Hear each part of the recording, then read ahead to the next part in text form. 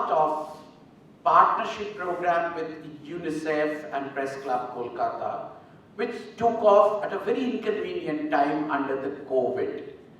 With the initiative of Ms. Sucharita Gordon, the communication specialist of UNICEF office in West Bengal, we came together to continue a series of discussions for the faculties as well as the students online during the COVID period, and the theme was crisis communication, because an entire world was going through a crisis. How to communicate and address the crisis, it was very, very important. Later on, we took up development journalism, and you know, it is a trio, or if I'm allowed to use the word a trinity in presence of Reverend Father here, that it is the confluence of the journalists, working journalists, media educators, and the media students. This confluence will create a different pedestal of issues of development. Today is the day of many accomplishments. First, the face-to-face faculty development program, which we started last year, online one.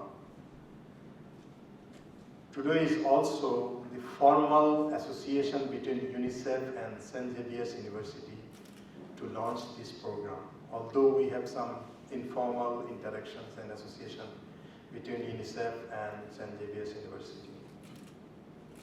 We have also created an opportunity at today's inaugural to present the model curriculum on development journalism, which we would like to seek your feedback on this document, so that with the feedbacks we can finally publish this document. I would like to go back a little bit of development and the development journey itself. It's a dynamic area, development itself. Once upon a time, I being a student of economics, the development is to identify whether a country is developed or not. The indicator was the per capita income, the total income divided by the population. But again, the development practitioners are saying that it's an average figure. There are a lot of people below the poverty line who are not really fits with the per capita income. Then another chapter came. They are called the poverty is the indicator of development. Whether a country is getting out of poverty, then it will be treated as development. And again, there are debates on what will be the definition of poverty, starting from income, then calorie intakes, then now some $3 to $4 per day, something like this. On behalf of you, my friends, and on behalf of St. Xavier's University, Kolkata,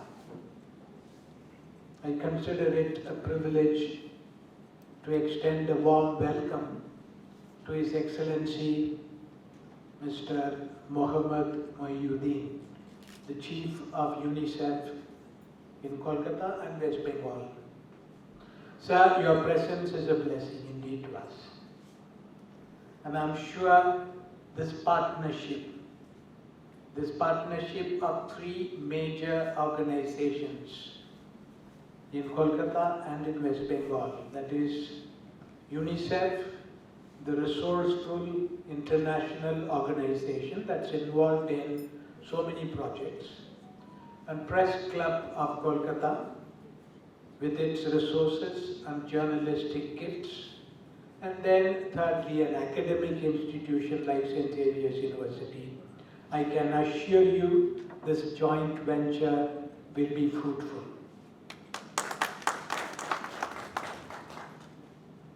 I also want to welcome all of you. I see here unknown faces. I see here people from outside, not of this university. And I'm sure this 8 days development program 8 days of development journalism. And I'm very confident that this is being prepared by the Press Club in association with UNICEF, because this is going to be an academic exercise. And I want to wish you all a fruitful this faculty development program. The future of journalism, I am assured, is bright. May I now request the dignitaries to release the model curriculum on development journalism presented by Press Club Kolkata as an outcome of different initiatives supported by UNICEF.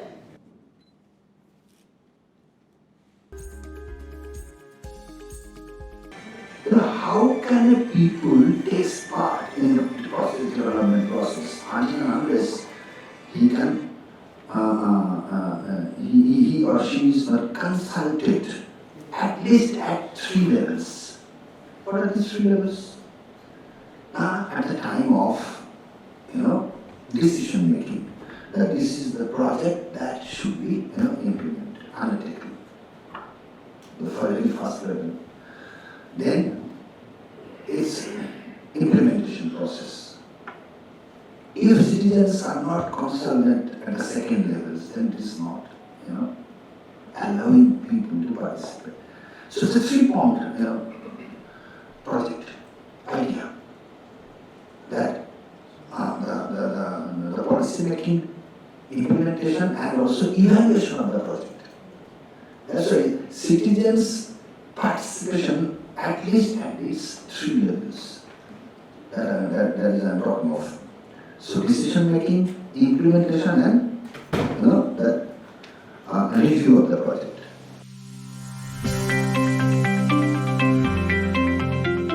The United Nations actually does something which no other organization has done in the past, which is point towards global issues. Not just drawing the line in the line of control up in Kashmir. That's not the only thing they're doing. They come up with UNDP, they come up with UNICEF, all of these things begin to happen. And it takes from 1945 all the way up till about 2010, 2015, it's a long period of time. When suddenly people start to realize that we are doing development in a manner that is slowly basically neglecting the future.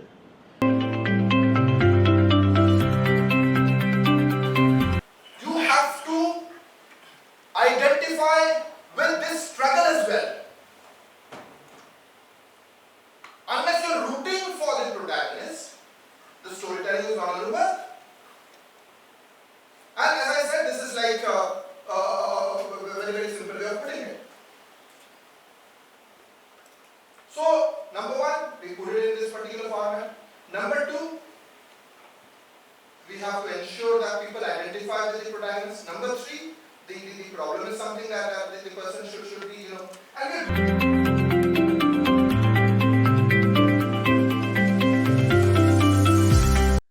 It's a special privilege for me to be talking to journalists, because development is something everybody talks about. This word has been used by anybody and everybody in the course of discussions, while referring to something, while having a political debate, and so on and so forth. So, wonderful. So 4.1 out of 5, I mean, that's a good number. There are quite a few people who believe that data journalism should not be made compulsory. So if you have any, as we go along, if there is any reason why you think it should not be, please let me know.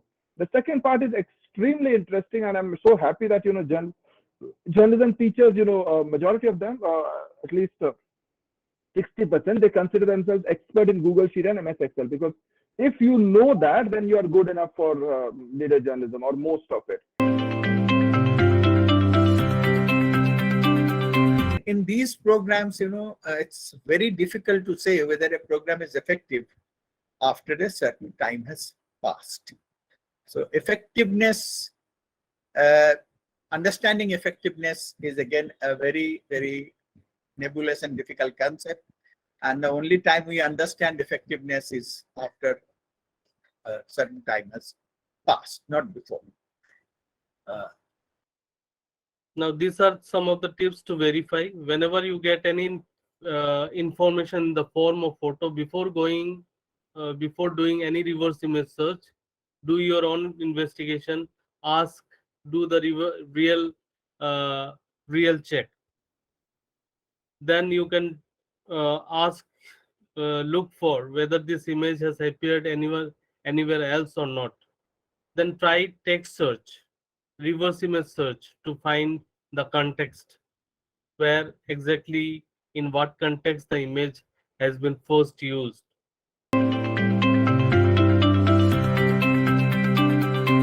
So passion quotient, an interesting story, is something that connects you emotionally and elevates you passionately.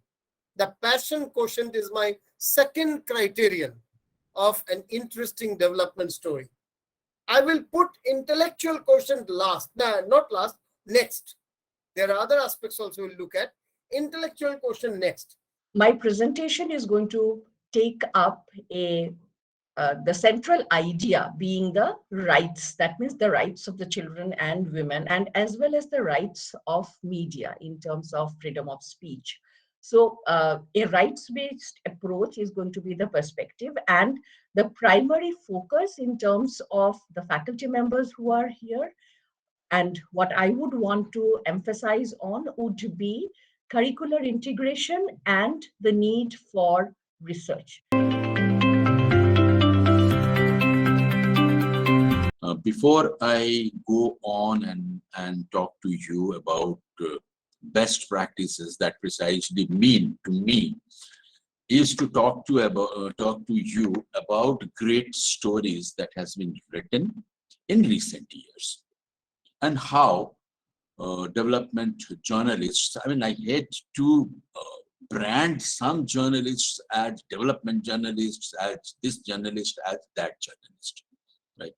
Journalists, to me, are basically journalists. They at times focus on a particular subject, and they kind of specialize on that subject, and they probably are comfortable more in writing in that subject than others. I mean, that's the way we should look at it. In early 1980s, Dennis Maxwell added two more norms with the theory script of media studies. First of those was development communication.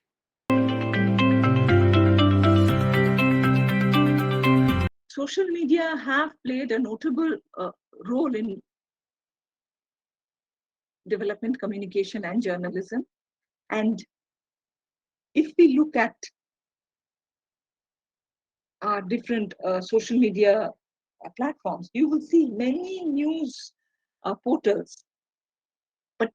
Most of our news media have their own Facebook pages. Considering that 37% of the country's population are children below the age of 18 years, I think it becomes important to pay equal, at least adequate attention to issues that concern children.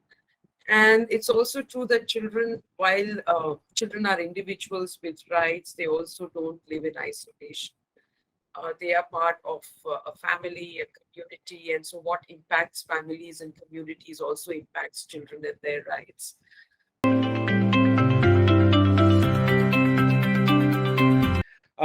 NEP, if you go through that, 64-page document, the basic draft of it, you won't find anything specific to media education. But within those pages, you will find a lot of things which we can apply and make media education much more enriching, much more enlightening.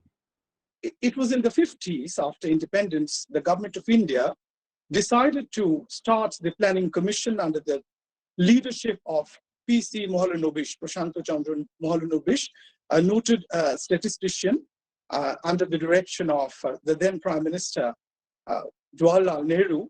The process of planning in India started. Centralized planning in India started. And it was in 1952 that the Planning Commission was set up.